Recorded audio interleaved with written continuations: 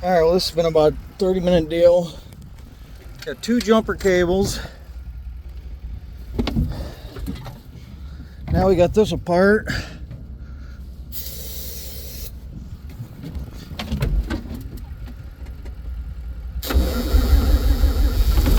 Woo!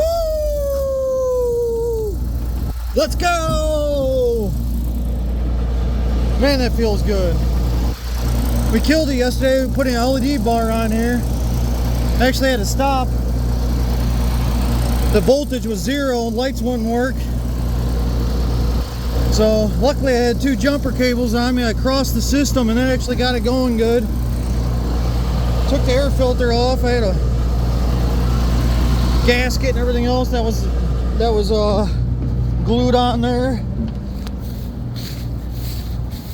We got about an hour till it starts raining, so I've been rushing all morning.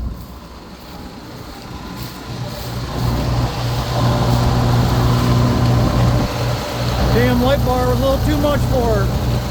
Who would have guessed 1980 tractor wasn't made for light bars and it's stock lights. Well, I'm gonna get at this. You guys have a good day.